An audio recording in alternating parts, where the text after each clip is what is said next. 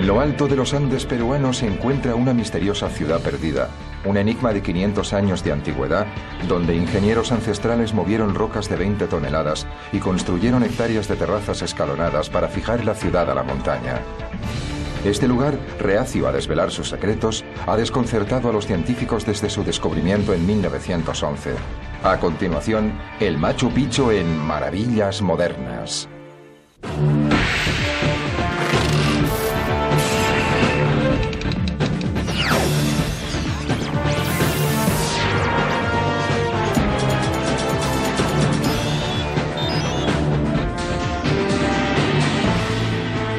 Maravillas Modernas.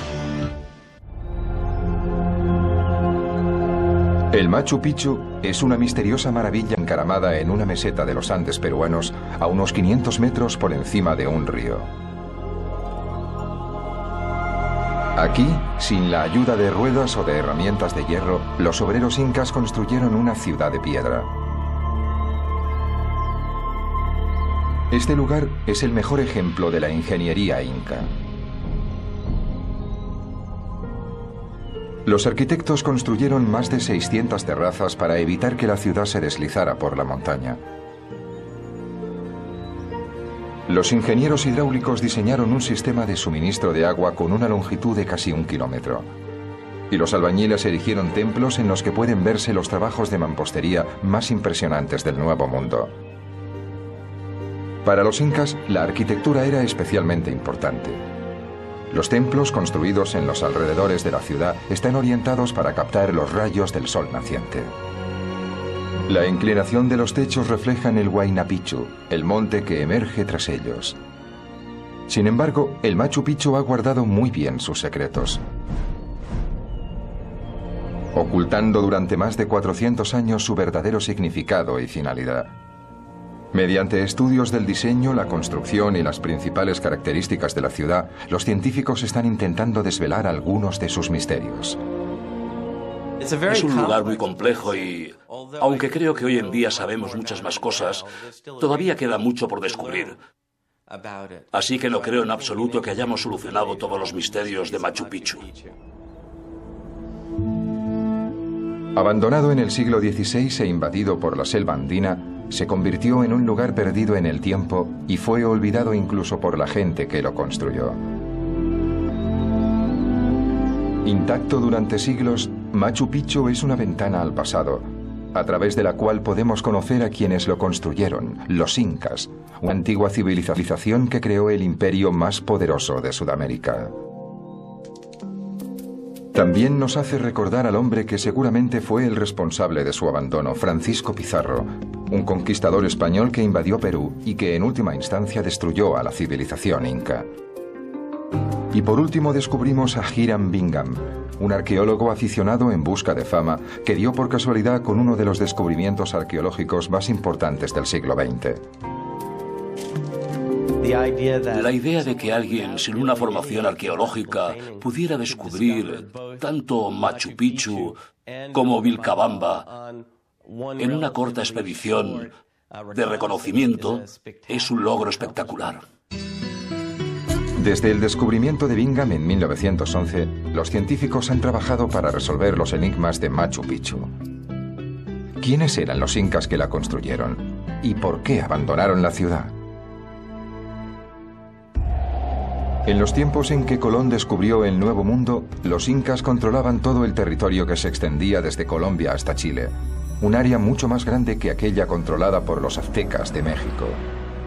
Podría decirse que el imperio inca era la civilización más poderosa del Nuevo Mundo. Su dominio en Sudamérica empezó en 1438, cuando Pachacuti, un gran guerrero y líder, llegó al poder. Entonces, se puede decir que con él se inicia una gran expansión de los incas y tenía un gran dominio en cuanto se refiere a la religión, al gobierno, al arte. Era un hombre, muchos lo consideran nacido para gobernar una gran nación. Pero más allá de sus conquistas militares, Pachacuti también inició grandes proyectos de construcción. Ciudades, templos, grandes edificaciones y carreteras. Eran expertos constructores de carreteras. Quizá hicieron unos 14.500 kilómetros de carreteras a lo largo de todo el imperio inca.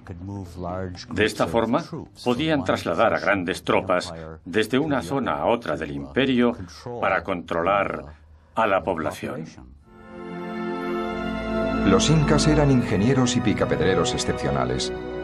Con precisión milimétrica, los artesanos tallaban y encajaban bloques de piedra. Incluso sin ayuda de argamasa, los muros de los incas han resistido el paso del tiempo y frecuentes terremotos que sacudieron la zona. Los habitantes de los Andes eran maestros orfebres. Estamos en el Museo del Oro de Lima, en Perú. Aquí encontramos numerosos objetos de los incas y preincas. Para los incas, el oro es muy especial. Es el metal más importante. El oro representaba a su principal dios, Inti, el dios del sol. Los incas y sus antecesores crearon piezas exquisitas. Cuchillos ceremoniales y estatuas. Guantes, máscaras y ropajes. Incluso algunos de los templos incas estaban cubiertos por láminas de ese brillante metal. Por desgracia para los incas, este material tan amado por ellos sería la causa de su destrucción. A principios del siglo XVI, un grupo de aventureros españoles salió hacia el Nuevo Mundo. En 1532, Francisco Pizarro y 180 hombres más desembarcaron en Perú. Guiados por una serie de intereses, ¿no? Dentro de los cuales, por ejemplo, aparte de los intereses naturales del hombre de conocer nuevas tierras, de descubrir cosas nuevas, etc., también había un poco el hecho de conseguir ciertas riquezas. Pizarro estuvo encantado de descubrir una civilización que compartía su amor por el oro. Había oído historias sobre el emperador inca Atahualpa, que comía en platos dorados y bebía en copas de oro. Al saber que Atahualpa y su ejército estaban acampados cerca de la ciudad de Cajamarca, a unos 550 kilómetros, Pizarro se dispuso a descubrir si la leyenda era cierta. El 15 de noviembre de 1532, los españoles llegaron a Cajamarca y de inmediato invitaron a Atahualpa a un banquete en su honor. El emperador aceptó y al día siguiente los españoles consiguieron atraer a Atahualpa y a los guerreros que le acompañaban a un lugar reducido. Entonces salieron de sus escondites y mataron salvajemente a todos excepto al emperador. Convertido en prisionero, Atahualpa aprendió rápidamente a hablar un lenguaje que los españoles entendían. Y ofreció a los españoles como una especie de recompensa llenar una habitación entera de oro, ¿no? Y 2 habitaciones de plata, hasta donde su mano alcanzara, decía, ¿no? El oro venía de Cuzco, la capital, pero nada podía saciar la sed de los españoles. Aunque el emperador cumplió su promesa, Pizarro finalmente ejecutó a Atahualpa y estalló una guerra a gran escala. A pesar de ser minoría, los españoles disponían de armaduras y armas de fuego. Los incas usaban arcos y flechas de madera. Ya debilitados por una guerra civil y una epidemia de viruela extendida por los españoles, los principales ejércitos incas fueron finalmente derrotados. En los años siguientes, los españoles destruyeron los restos de la civilización inca, arrasando templos y construcciones. Pero Manco, un miembro de la familia real, y centenares de incas se replegaron en lo más profundo del área montañosa y finalmente establecieron una nueva capital, Vilcabamba. Desde esa región dirigían ataques de guerrillas, pero fue un esfuerzo inútil. En 1572, tras décadas de enfrentamientos intermitentes, los españoles encontraron Vilcabamba y ejecutaron al último inca de la realeza. Vilcabamba quedó abandonada. 400 años después, sería la búsqueda de la legendaria ciudad de Vilcabamba lo que daría lugar al descubrimiento de Machu Picchu.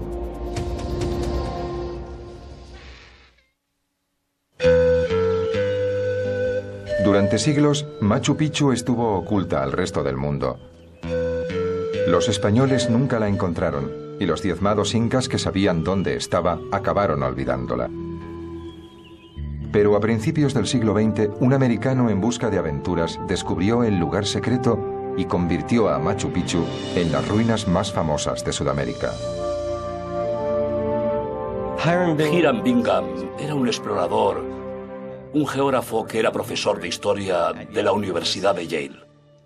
Durante uno de sus viajes a Sudamérica, empezó a interesarse por los incas.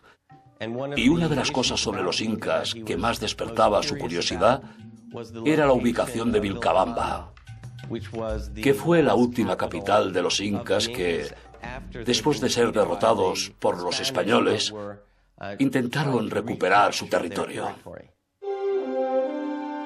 El padre y el abuelo de Bingham fueron famosos misioneros, y pensó que tal vez a través de una de sus atrevidas hazañas, él también podría cosechar fama. En 1911, Bingham emprendió una expedición a Perú para buscar la histórica e importante ciudad de Vilcabamba. En julio llegó a Cuzco, la antigua capital inca. Animados por rumores de que existían unas grandes ruinas en un área agrícola llamada Mandorpampa, Bingham y su pequeña expedición iniciaron su búsqueda de Vilcabamba. Fue un explorador increíblemente afortunado.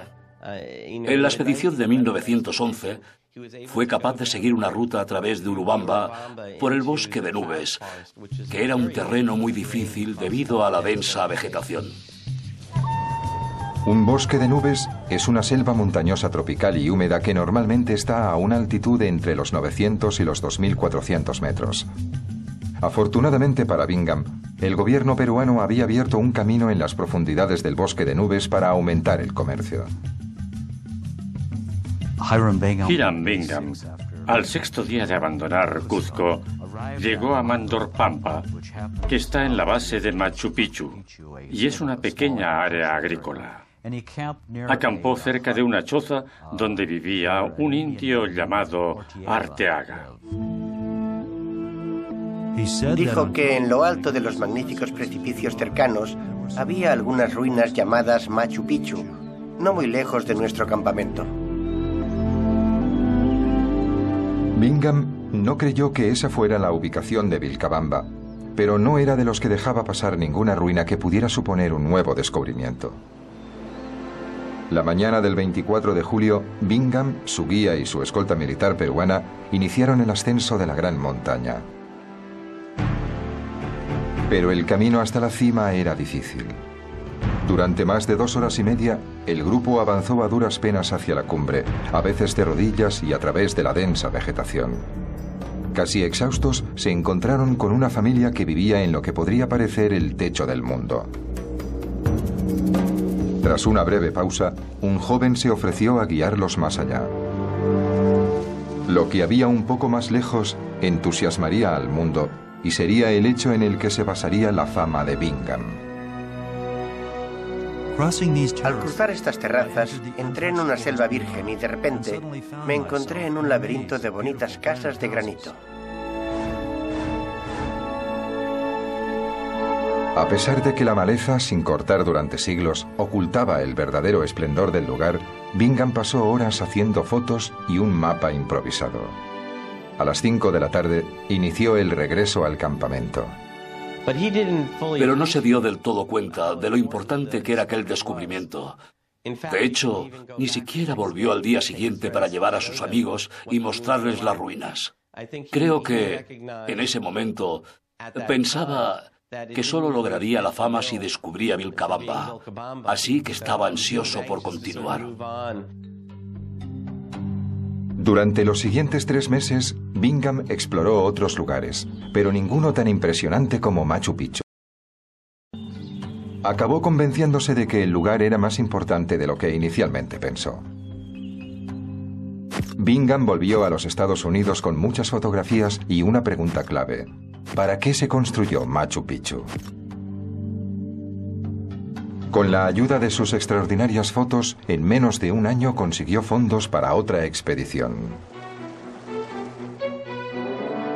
En 1912, Bingham estaba de vuelta en la ciudad perdida, esta vez con docenas de trabajadores, un osteólogo, un geólogo y otros científicos. Sin embargo, Machu Picchu no se mostraba dispuesta a desvelar sus secretos. El primer objetivo del equipo era despejar de maleza el lugar. Pronto, los arqueólogos empezaron a excavar. Bingham estaba impaciente por encontrar restos humanos y las posesiones que hubiera enterradas junto a ellos. Tras una frustrante semana, descubrieron la primera cueva funeraria. Luego otra y otra. Al final, localizaron 100 tumbas. Bingham encontró esqueletos, cerámicas, herramientas de piedra e incluso cuchillos de bronce. Y esperaba que los objetos revelaran algo sobre la finalidad de ese lugar. Después de examinar los huesos, George Eaton, el osteólogo del equipo, concluyó que la gran mayoría de los cuerpos enterrados eran de mujeres. Cuando Bingham leyó esas cifras dijo, bueno, si hay tantos esqueletos de mujeres, tal vez Machu Picchu sea un lugar donde vivían las mujeres elegidas.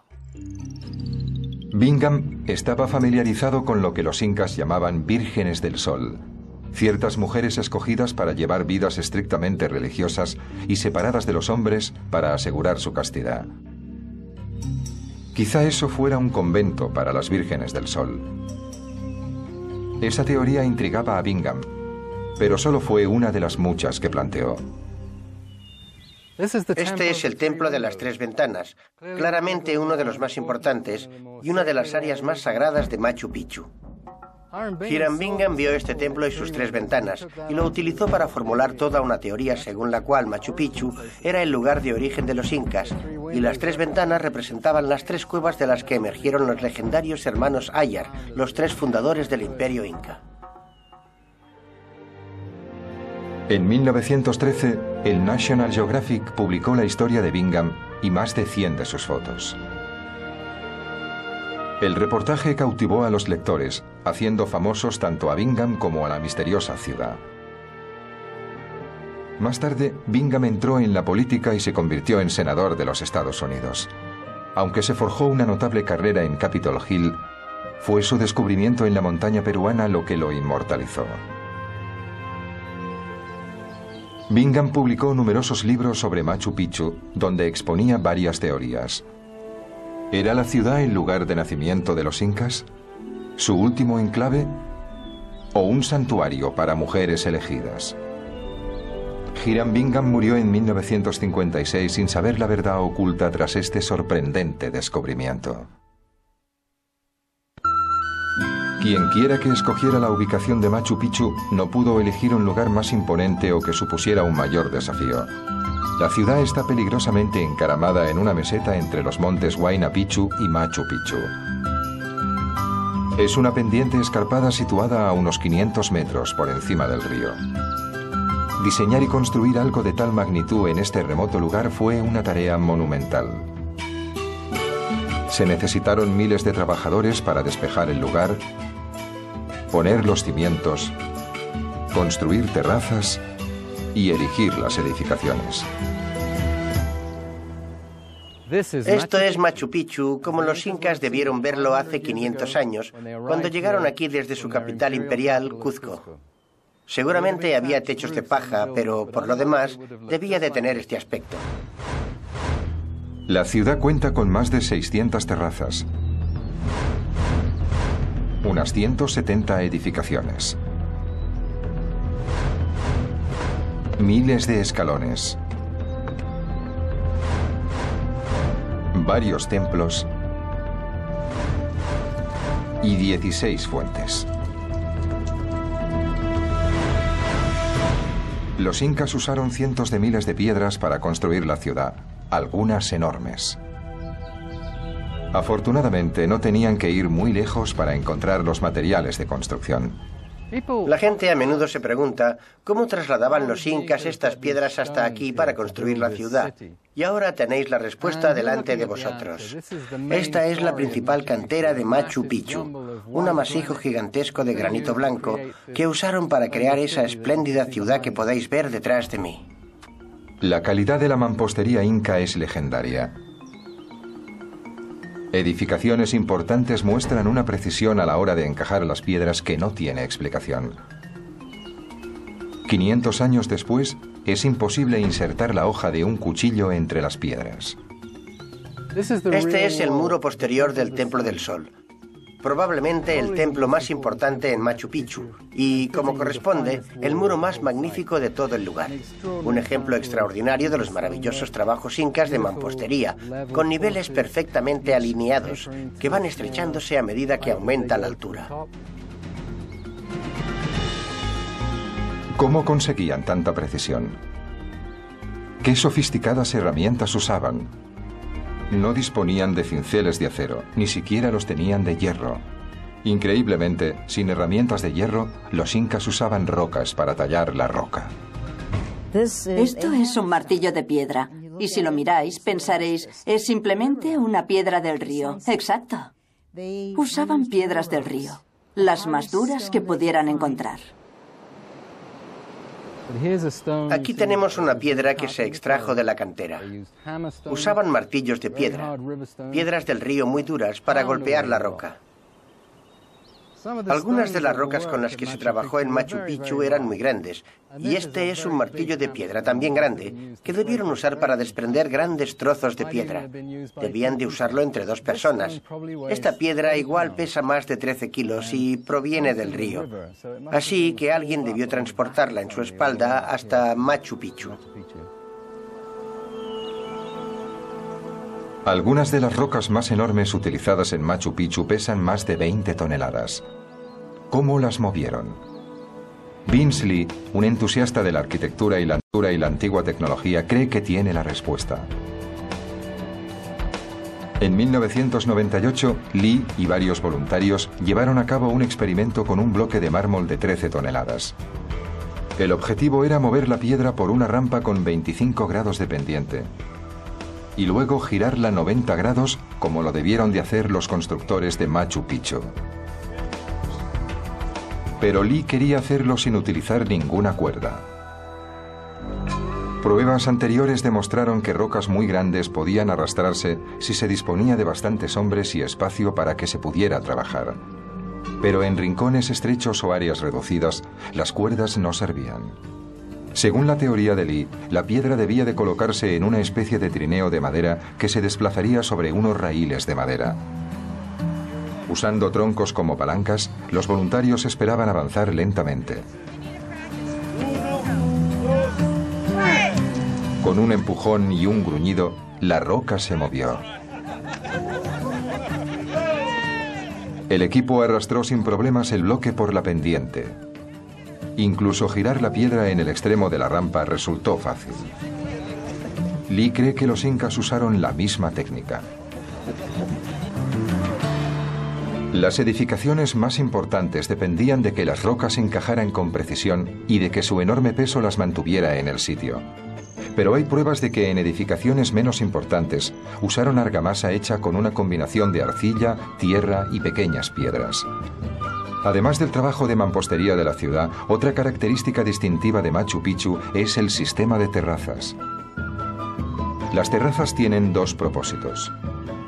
Proporcionaban un lugar para cultivar y también evitaban que la ciudad se deslizara por la montaña.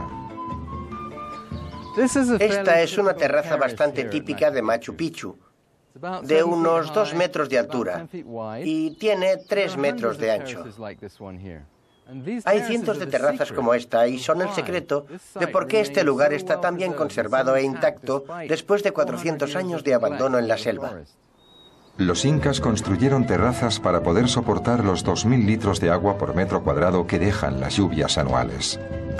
Su construcción es lo realmente importante. La terraza se inicia a partir de una gruesa base de roca que proporciona un buen flujo de agua y estabilidad. Por encima de estas piedras se pondrían unas más pequeñas y luego una capa de grava.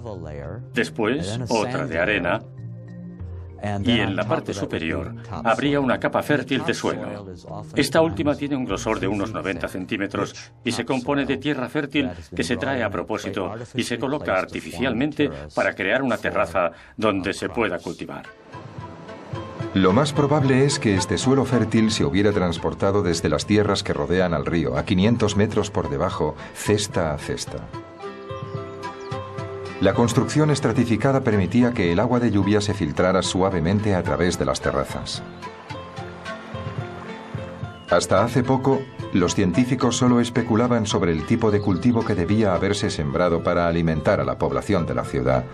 Pero a mediados de los 90, a través de muestras de suelo, se demostró que el maíz era el principal cultivo en Machu Picchu, junto a las patatas e incluso los aguacates.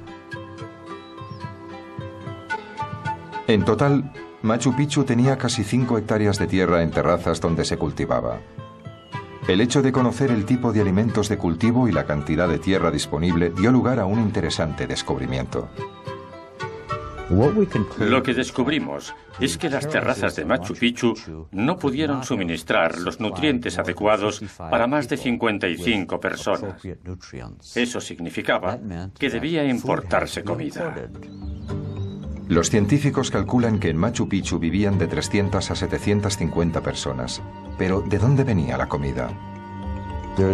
500 metros más abajo está el gran valle del río Urubamba. Y sabemos que en ese amplio valle también se cultivaba. Las terrazas más bien actuaban de sujeción para Machu Picchu y ayudaban a que la ciudad quedara anclada en la montaña. Sin ellas, las edificaciones se hubieran derrumbado hace mucho tiempo. El enorme esfuerzo de construcción simplemente demuestra lo importante que era la persona que lo construyó. ¿Quién tenía los recursos? ¿Quién construyó Machu Picchu? Desde los cimientos hasta las fuentes, desde las terrazas a los templos, Machu Picchu fue un espectacular logro de ingeniería. Pero antes de empezar su construcción, alguien tuvo que diseñarlo. Quizá los arquitectos sean anónimos, pero su plan revela sus secretos. La ciudad está dividida en un sector agrícola y otro urbano. El sector urbano, que cubre 2 hectáreas, está además dividido en 2 áreas, separadas por una gran plaza. Actualmente, el sector occidental de Machu Picchu es el de los templos más importantes y la zona residencial de los incas. La zona oriental estaba destinada a los sacerdotes y familias que venían de visita, pero ahí también estaban situados los talleres. Los arquitectos incas diseñaron Machu Picchu para que estuviera en simbiosis con la naturaleza y muchos rasgos resaltan el paisaje. Esta es la puerta de entrada principal a la ciudad de Machu Picchu. Y como podéis ver, encuadra perfectamente la montaña de Huayna Picchu. Esto no es una casualidad.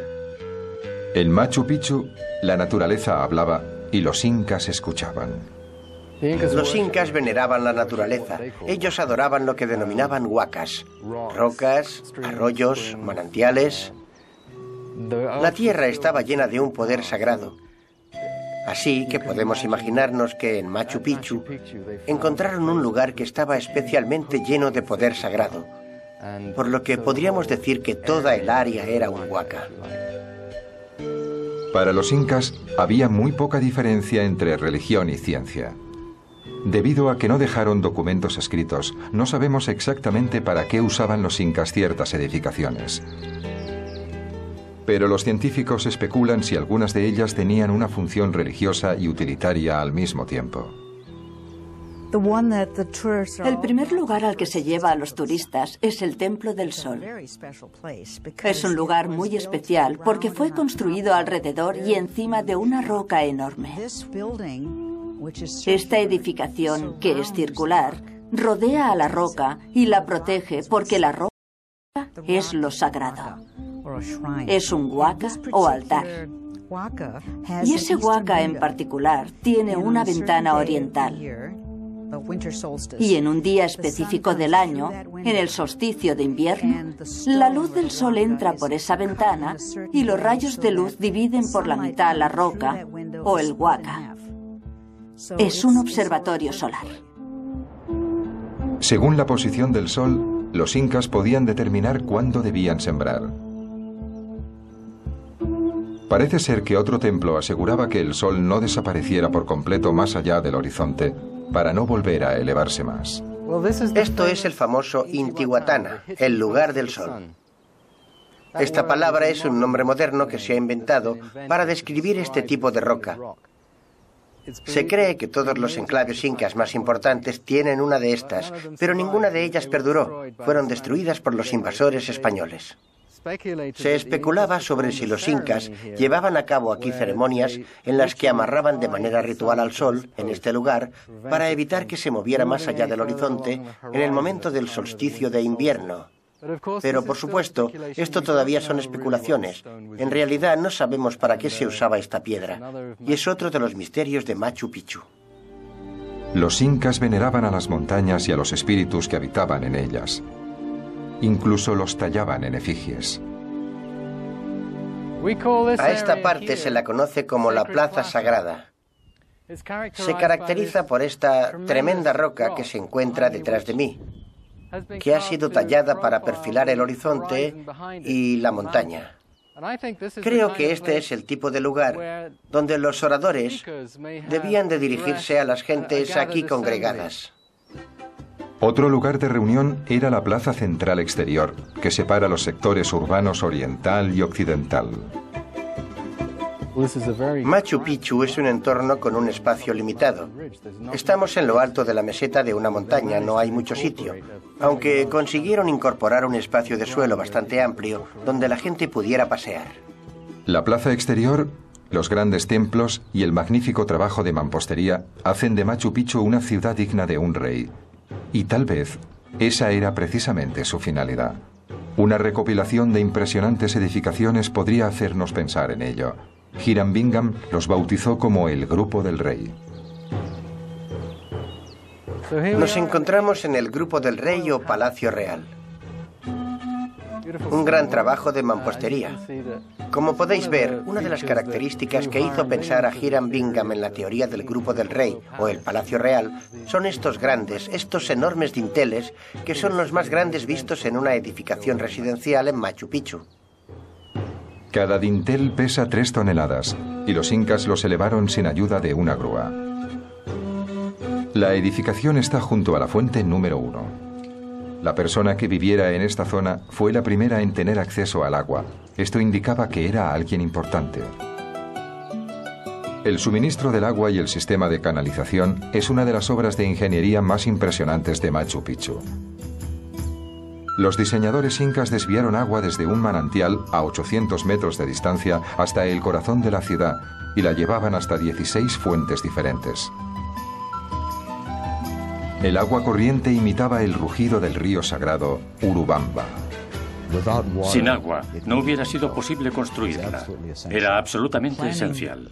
La planificación empezó con la canalización del manantial en la parte norte del monte Machu Picchu. Desde el manantial, un canal hecho de piedra de unos 800 metros de longitud conducía el agua potable hasta las fuentes.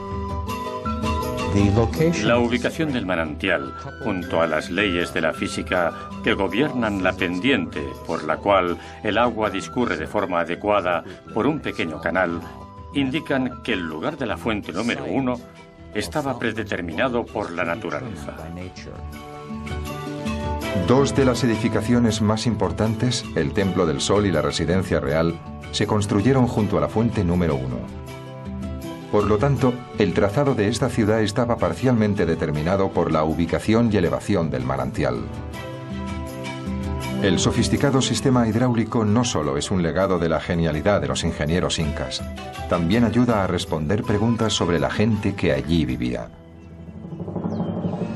A finales de los 80, tras 80 años de especulaciones, los misterios de Machu Picchu estaban a punto de descubrirse.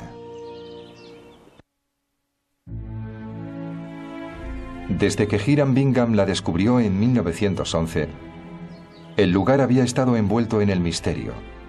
Pero Bingham barajaba varias teorías que sostuvo durante décadas.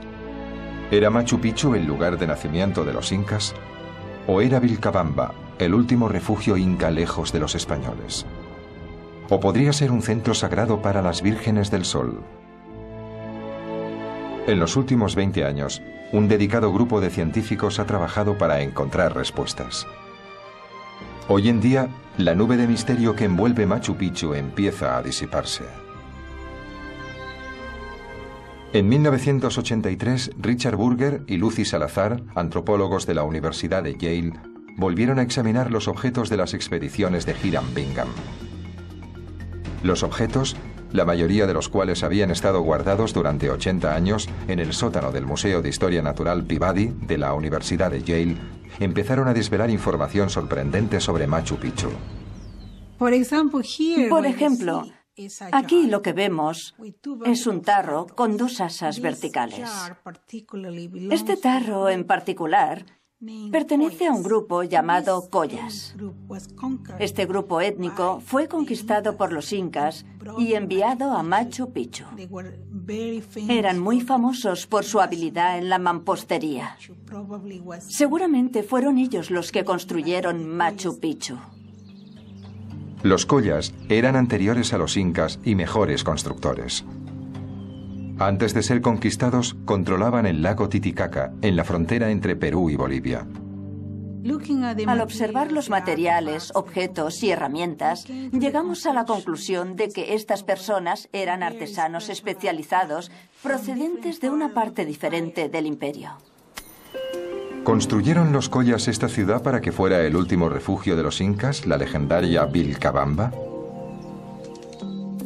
A principios de los 60, el aventurero estadounidense Jean Savoy respondió a esto con un no rotundo.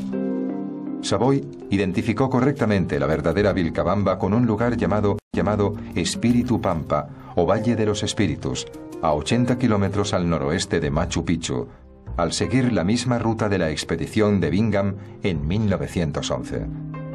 Irónicamente, Bingham había encontrado Vilcabamba en 1911, pero no se dio cuenta.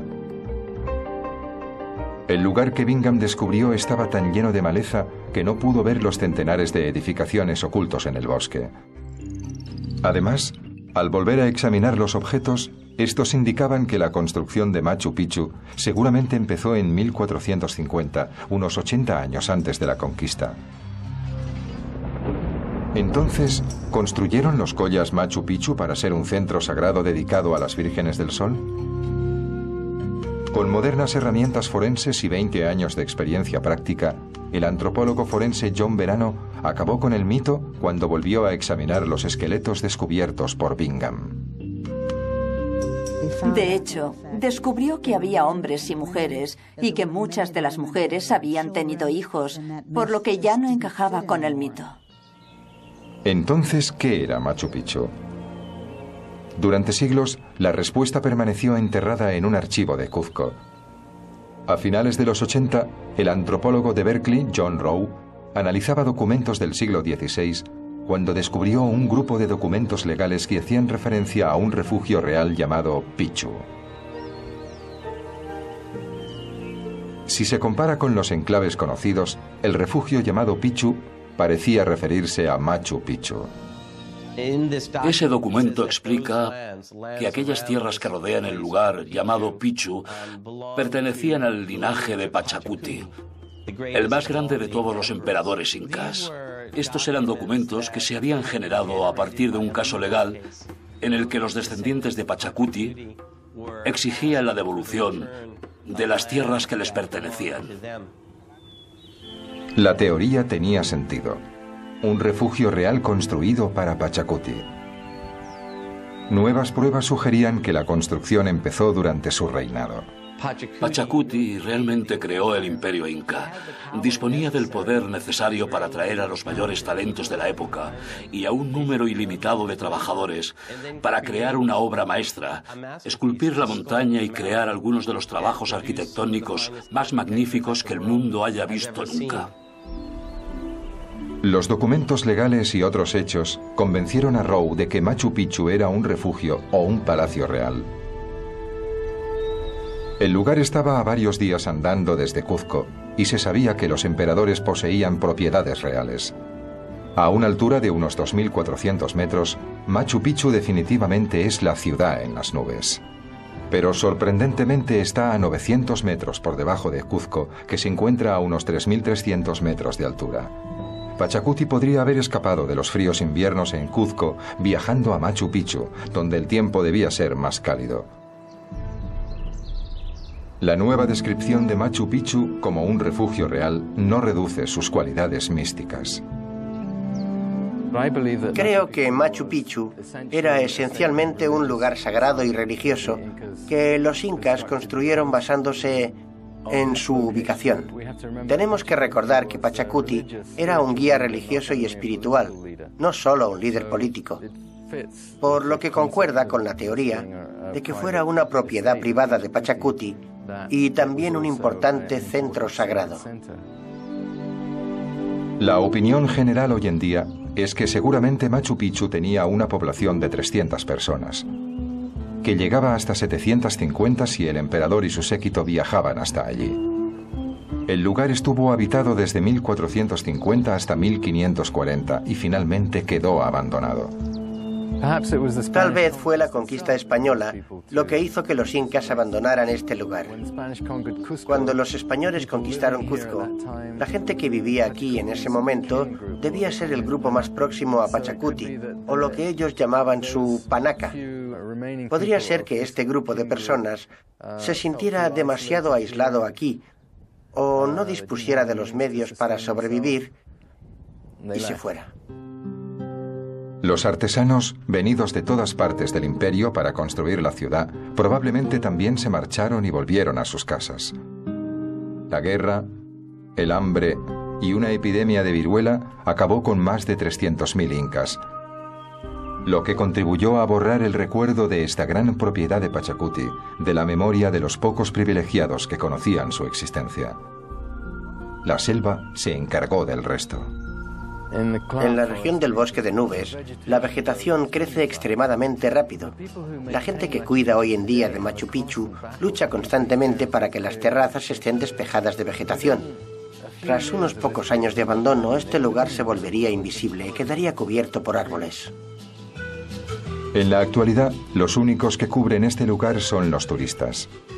Cada año, más de 300.000 personas vienen para experimentar la majestuosidad de Machu Picchu. El sobrecogimiento que la gente siente cuando visita Machu Picchu representa de alguna forma su reconocimiento a la antigua cultura peruana.